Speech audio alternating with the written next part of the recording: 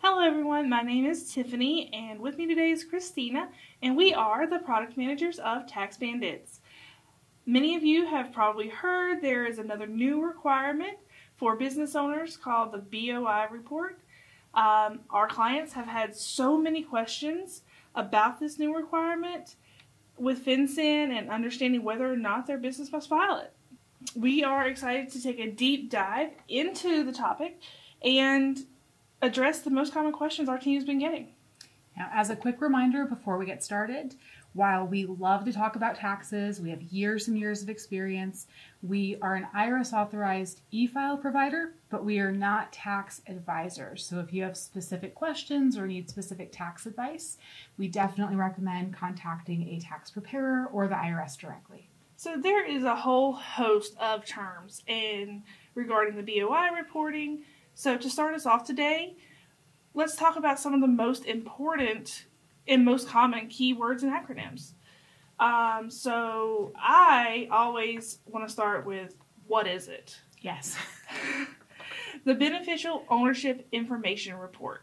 So that is, in a nutshell, what the BOI stands for. Another big acronym you'll hear a lot is FinCEN. The Financial Crimes Enforcement Network. They are the Bureau of the U.S. Department of Treasury. Can you think of any other keywords that the folks need to know? Definitely. So I feel like the FinCEN identifier is a big one, just because it is specific to FinCEN. It's a number that individuals or companies can apply for. They're not required to, but if they do apply for it, they can only have one.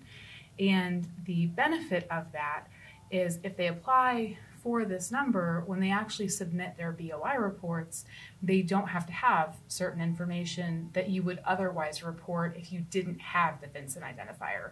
So like the date of birth, the address, the ID, information like that isn't needed for the BOI report if you have that FinCEN identifier. It kind of like takes the place and makes it a little bit easier. Save some time. Yeah, so that's pretty cool. Another term, as I'm sure you can imagine, beneficial owner comes up quite a bit, and that's another one where it's kind of like, who is this referring to, right? So the beneficial owner is any individual or group that has substantial control over the reported company or has at least 25% of the ownership interests of the reported company directly or indirectly. So I know that's a lot, but it is very specific. And on that same note of the beneficial owner, we'll talk in a little bit about some instances where company applicants come up and where that information is required. So it's good to go ahead and get that term out of the way now. That is an individual that directly files the document that registers the company or the individual who is primarily responsible for filing if there's more than one party. So it could be an attorney, paralegal, something like that. But those terms are going to come up a lot as far as like what's included and who has to handle it and those kinds of things. So now that we've kind of touched on what do you need to know to make sense of it all, can you tell us a little bit about what got the ball rolling for the BOIR? Oh, definitely. So it started with the Corporate Transparency Act. Of course, it starts with some kind of a law. So starting this year on January 1st, this law requires many companies in the United States to report information about their beneficial owners and sometimes company applicants to FinCEN. It was created with the intention to improve financial transparency and eliminate money laundering and other similar crimes. Can you tell us about what the BOIR is? Yeah. And that, I also find it really interesting because it's not like what you would think of as a tax form. It's more of a report. Exactly. So to keep it really straightforward, really simple, it's just a report that tells the Financial Crimes Enforcement Network information about the business the report's being submitted for, information about who's in control of the company, and then if that company was created before January 1st, 2024, you will also include information about who filed the company document that's registered with that for that company. So that would be more of that company applicant information. Now, another common question that kind of goes along with like, what is it, is what information do you need for it? Oh, yeah. So essentially, it really is just what I said. It's the business information, the beneficial owner information, and if it applies, the company applicant details. For the business, the report will include information like its name, EIN, address, where it was registered, and it's also good with the business details to know there are domestic reporting companies. Those are corporations, LLCs, and any other kind of entity that's created by the filing of a document with a Secretary of State or any similar office in the United States. So that's really the very specific definition, but that's a good term to be aware of with the business details is it a domestic reporting company?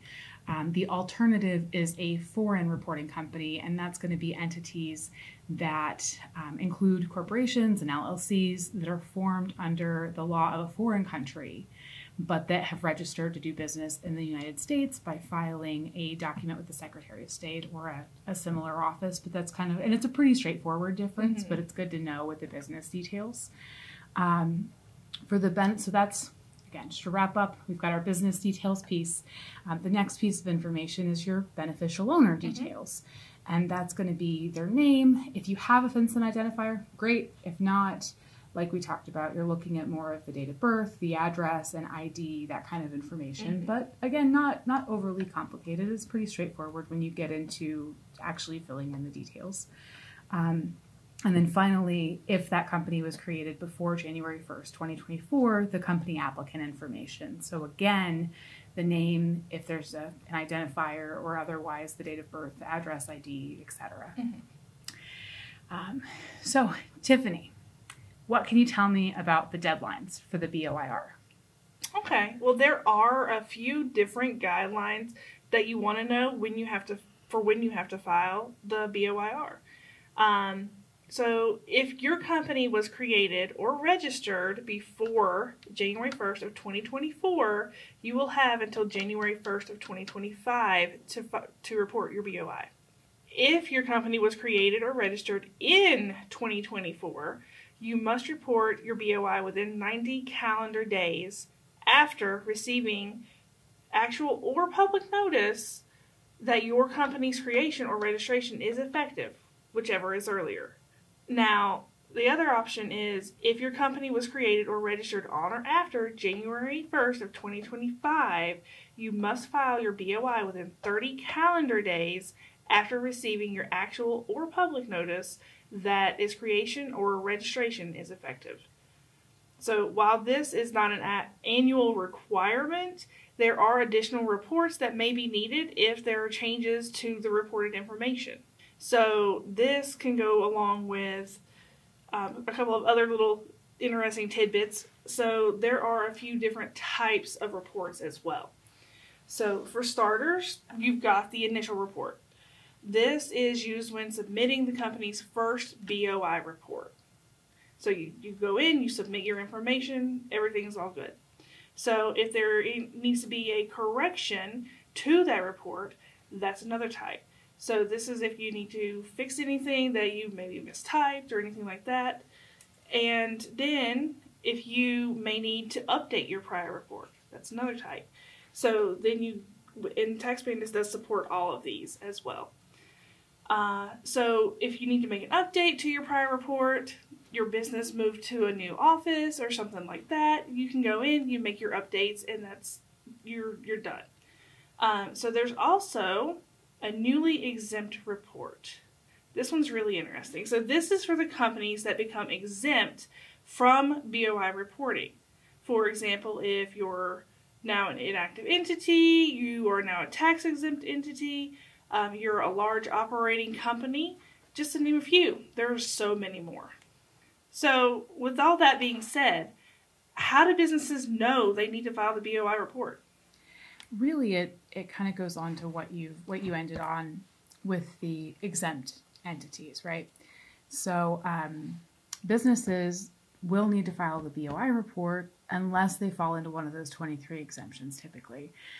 One of the ones that I find the most interesting, because you're right, there's a lot. different exemptions.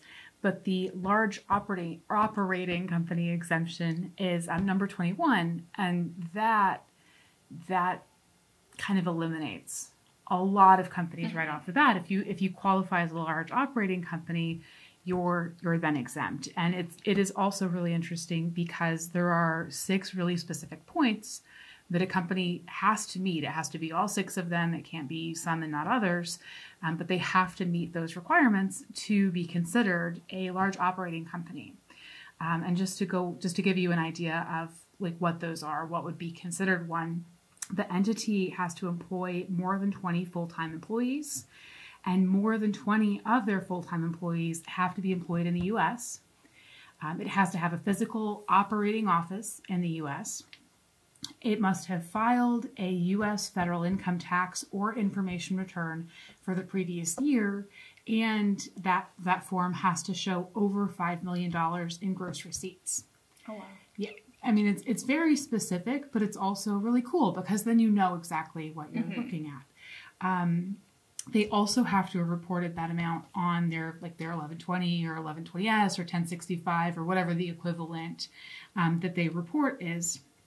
And that gross receipt amount, the more than $5 million that was mentioned, even after the amount received from outside sources is subtracted, the gross receipts still have to be over that $5 million amount for like the actual U.S. gross receipt income. So it's very specific, but it's pretty cool. And that's just an example of one of the really common exemptions. Right. But basically, if you don't qualify for one of the exemptions, you're likely required to complete the BOIR. And a lot of small businesses will now find that this is a requirement that they have to complete. A lot of tax preparers are going to find that this is something that their clients need them to complete. So it's definitely an impactful change. Definitely. And TaxBandits has so many features that help make BOI reporting a breeze for the tax pros. We have things like staff management, where you can invite your team to manage your BOI filings. You can track your team members filing their activities. You can add unlimited members so that you can provide a unique login for each one of the members. You can also delegate filing responsibilities to team members, so you can set up each one with a certain business or businesses that you want them to file for, to make things easier and very organized within your own account. Client management. You can invite your clients to submit necessary data for BOI filing. This user-friendly dashboard shows all of the clients' filings at a glance. The client portal allows you to maintain seamless communication with your clients and easily track and manage your client BOI filings from one secure location. Volume-based pricing that's a huge one for TaxBandits, because TaxBandits offers a volume-based pricing so that the more you file, the more you save. We're all about saving our clients time and money. You can complete the BOI filings in bulk for multiple clients and gain insights from the summary report of your BOI filings. And of course, as always, we do have a few other things to keep in mind when you're filing with TaxBandits. We offer a very user-friendly W-9 so that you can just send the W-9 request and get vendor information for your other forms like 1099s. And 5498. It's really quick and easy. You can get to it just right from your dashboard as well. We would love for you to join us and check out our BOI series next month for more tips. Well, thank you all for joining us today. We hope this helped clarify some of your initial BOIR related questions. Like Tiffany said, we're really excited to dive into that series about features and specific BOI information that's just going to make it a lot easier when you go to file. Please leave comments about anything that you'd like to see in the future. You can just add them below on our YouTube channel. Make sure to subscribe. And if you haven't already, go to TaxBandits.com and create your account now.